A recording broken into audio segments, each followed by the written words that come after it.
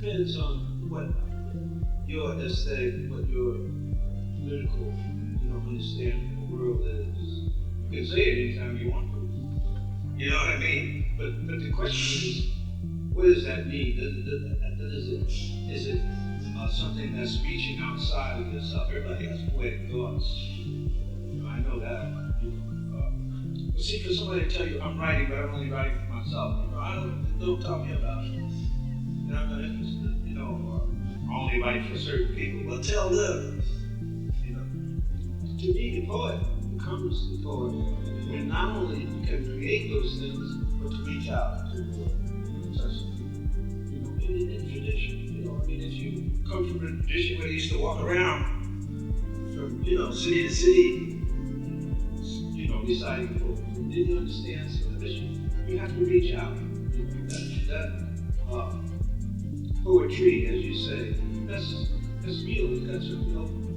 It's branches, roots, touches people. And poet has more influence on people. Which is why they always smack you, always trying to put you down. They believe you don't, what you say ain't worth nothing. Or he's a poet, he's just talking about, dreamy things. But see, the poet is like what they used to call in Europe the fool. So, the fool can say anything because there's no Lear and fool. He didn't say the stuff, the real side that was happening. You understand? So he's a fool, but he'd be talking the truth. So sometimes, that's the way they tolerate poetry. They make believe that somehow it's frivolous. But see, you can prove that's not frivolous. Anytime you say something they don't want you to say, they come and get you. They talk bad about you. They say it ain't nothing. Why you getting on me? It don't mean nothing. When I was sentenced to 3 years in prison, 1967, the Newark Rebellion, the judge read the poem. That's unbelievable. He tried to take out the dirty words. I was supplying. But still, all I know is that this judge said, this is a prescription for criminal anarchy. He said this poem about black people. He said, this is a prescription for criminal anarchy. He said, Judge, you think that they read this poem before they burn up the city? Say, Mr. Jones, let me read that poem so I can burn the city. But it's a craziness. But they actually thought, because that poem was written just before the Newark Rebellion, that somehow I had stirred it up. You understand what I'm saying? I'm reflecting what the people feel. You understand? I'm reflecting what the people are feeling. I'm with the people. That's what they feel. Now you can beat me up about that, but you had to change what they feel. You understand that? Run up and down the street, set fire to this, set fire to that. Like I made it up. I made them feel that way. I'm reflecting what they feel. And that's why, like I was saying, the poets who actually reflect the people's feeling. When the people are feeling in a rebellious, revolutionary position, if you reflect that action, you're going to get in trouble because you can say you did it. It's like Du Bois. Du Bois said, either black people will be admitted to America based on democracy, or America will cease to exist. And they get upset about that. But he's not saying, what he's saying is like he's saying, it's cold wind blowing in, close the window. He's not saying nothing he did.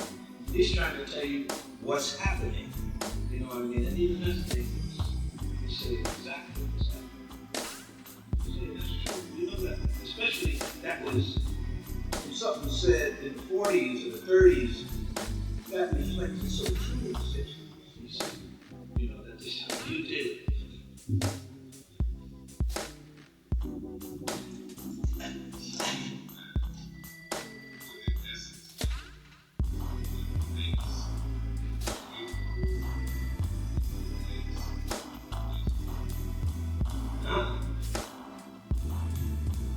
Well, I think for us, depending on what you think is good, what you think is bad,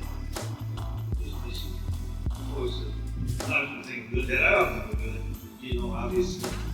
But I think what makes a poet, effective is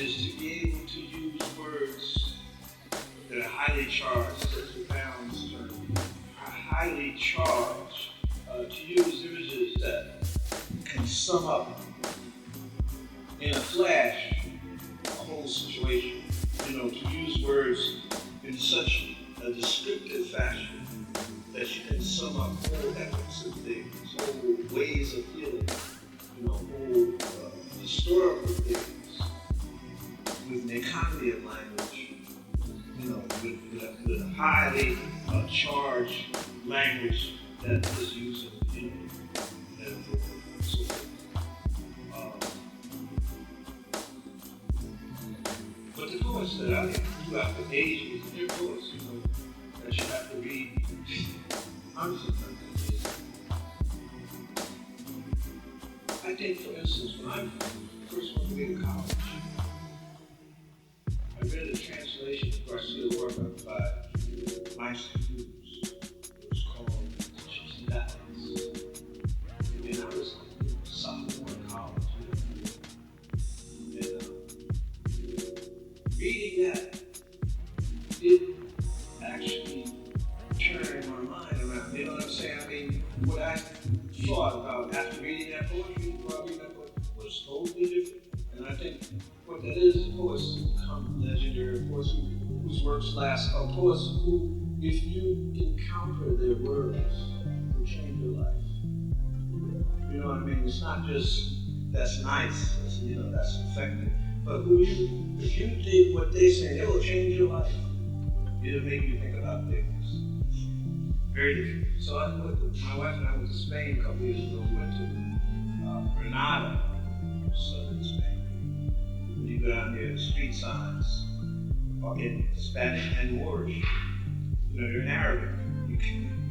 So we went down to Lorca's house, which is a place called Fuente Vaquero, which means the fountain of cowboys, really, the fountain of Vaquero. And we went down there, and they had these photographs, and on these photographs you saw he had a theater company. They used to ride around in a bus, right? And the name of the theater company was Baraka. And I couldn't believe it. I couldn't believe it. That is the thing that I came to years and years and years to find out what Baraka meant.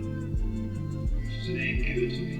Lorca, who had first touched me with his poetry, had used that decades and decades ago. It shows you that poets, they're searching for a depth to the world, what the meanings of things are, what the true meanings and true significance of things are going to come across some of the same things, so that as widely, say, let's say, Japanese haiku, Arab poems, modern Latin American poets, people like Lulu, Pablo de Castillo. It's a commonality to that, because human life has a lot of themes that are common. That the struggle for dignity, the struggle to live, the struggle to understand, the struggle for consciousness. Those are recurring themes in human life, you see. And like when I was a little boy, my mother bought the Rubaiyat of Omar Khayyam.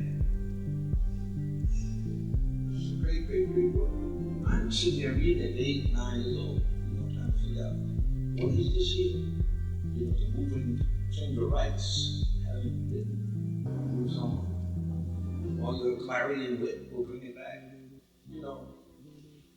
But that kind of ancient wisdom, man, or these haiku, this ancient, human life still touches on the same thing. That's really the fun here, is that if you can capture the essence of what real life is, then you're going to touch not only go through Shakespeare, I get tired of who was raised in Shakespeare, you have to dig that. You have to dig it. I don't care what, you have to go through that. You have to understand that. You have to read Russians, the Chinese, the Japanese, the Latinos, the African. Why? Because all of those people love the essence of life. All of them. You understand? No people have a priority on understanding. read the poets that are blasted, like somebody like, oh, for instance, like the Irish poets, the Irish writers. Now the English claim English literature, but they didn't know English literature since the 19th.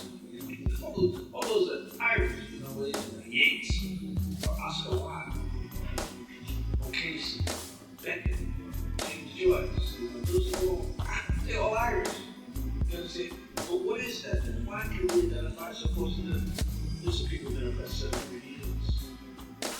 There's people who sing when they speak. You understand what I'm saying? The poetry is about song, you know. So, I remember people talking, it was Yeats, a quote from Yeats one time in the city council, and this guy told me why I objected to what he was saying. I said, well, it's the cruelty of small ambition. That's right, that's what Yeats describes a politician in the 19th century Ireland. Cruelty of small ambition. So I'm saying there's a commonality to life. And seek out the great poets, seek out the great writers. Because they're all nationalities, but you have to seek them out. So they cover them because they don't know what they're saying. We have a record from dramatic artists, playwrights, they don't have that. Over Europe, they got repertoire here. You can go in and see Shakespeare, 9 months a year. You don't understand people in Yugoslavia, they got repertoire. Why not the United States?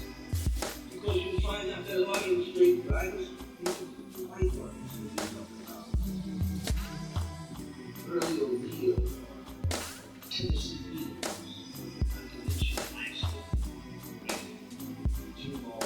that's not his revolution. No time. You understand what I mean? So, the question is for us to alive, always unearth the treasures, unearth the great books, and at the same time learn from them, learn from what's happening around us. So it's just a combination of those things. No initiative.